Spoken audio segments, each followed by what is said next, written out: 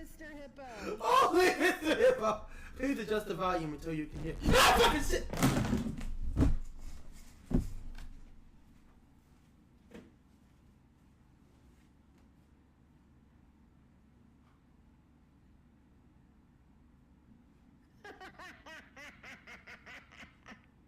I'm clipping that shit.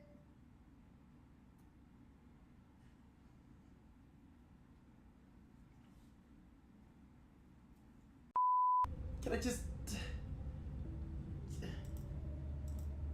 Hello? Stop it, fucking... My friend, you have met a terrible, terrible demise. But, you know, I don't feel too bad about it. After all, if it weren't for me, it would have just been from someone else, you know? I guess what I'm trying to say is life goes on. Well, for everyone else, life goes on, not Not for you, because you're dead. you're dead. That's neither here nor there. Story time Reminds with me of one Mr. summer day in Hippo. the park. A delightful picnic with my good friend Orville. And I said to him, Orville, Where's the popcorn emote when you need it? What's the significance of the story? I said to him, Orville, not every story has to have significance, you know? Sometimes, sometimes a story is just a story. You try to read into every little thing and find meaning in everything. You'll just drive yourself crazy. I had a friend do it once. Wasn't pretty. We talked about it for years. And then not only that, but you'll likely end up believing something you shouldn't believe, and thinking something you shouldn't think, or assuming something you shouldn't assume, you know? Sometimes, I said, a story is just a story. Just be quiet for 1 second of your life and eat your sandwich, okay? Of course, it was only then I realized I made sandwiches, and poor Orville was having such difficulty eating it. Elephants have those clumsy hands, you know? Holy shit. Actually, I suppose that's the problem. They don't have hands at all, do they? They're all feet. Yeah, I couldn't imagine someone asking me to eat a sandwich with my feet. Now, if I recall correctly, there was a bakery nearby. I said to him, Orville, let me go get you some rye bread.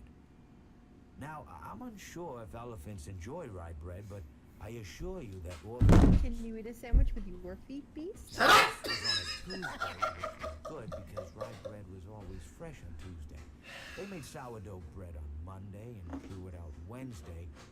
Or rather, they sold it at a discount for people wanting to feed the ducks, and then probably at the end of the day, finally, they threw it all out. I don't recall. I do remember a man who would bring his son to the This bakery. reminds me of my grandpa so much. Feed the ducks. He would buy all of the sourdough bread. Of course, you're supposed to feed the ducks sourdough bread. Right. It swells up in their stomach, and then they all die. At least that's what I heard.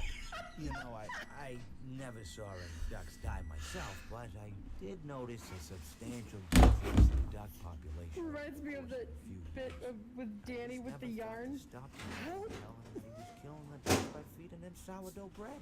And if you want my opinion on the matter, and I told Orville this as well, if you want to feed ducks or birds or any kind for that matter, it's best to buy seed. I mean, if you think about it, breads of any sort don't occur in nature. They don't grow on trees or spring up from the bushes. I don't think birds know what to do with bread. What was I saying? Oh, yes. So I bought Orville some rye bread. What a fine day it was.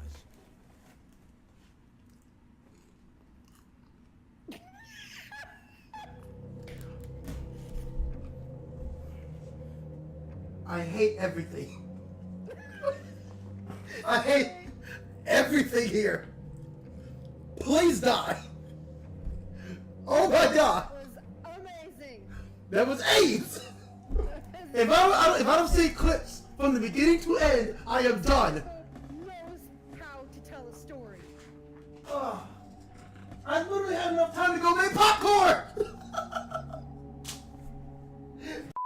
A few moments later. Very sorry about that. It was always going to end this way, of course. If it weren't by me, it would have just been by some other, terrible thing. Just, you could not imagine how terrible it would be. Just, I get scared thinking about it. Glad it's not me. It reminds me of a time I was speaking to my good friend Orville. We were sitting on a park bench watching the pigeons. I was on the left, he was on the... Is this a was I family on the story? right or left? Anyways, it doesn't Kill me. matter. We were sitting on there watching the pigeons. And I said to Orville, "Friend, those birds are frozen."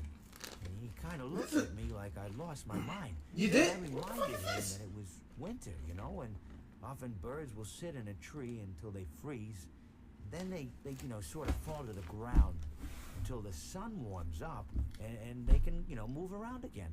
So I said to Orville, Oh my God. "You'd 2 hours later. might as well save those breadcrumbs until the birds thaw, because they can't very well enjoy them in the condition they're in." To which he asked what I meant, and asking what condition the crumbs should be in before he threw them to the birds, assuming that I meant the birds couldn't enjoy the breadcrumbs in the condition that the crumbs were in, when in fact I had meant the birds could not enjoy them in the condition that the birds were in, considering that the birds were frozen.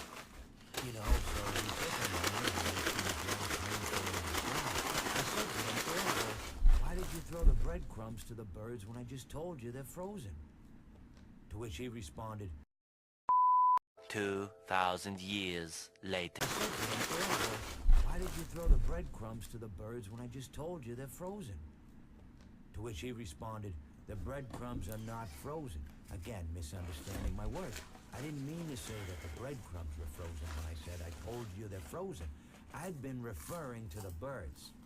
In hindsight, what I should have said was, and this would make perfect sense, "Why did you throw the breadcrumbs to the birds when the birds are frozen?" He misunderstood upon my correction, stating that he didn't know what else to do with the breadcrumbs, and that perhaps, when the birds thawed, they'd still be able to eat the crumbs. So I said to Orville, and this is what I said to him, I said, "Orville, the birds may be dead,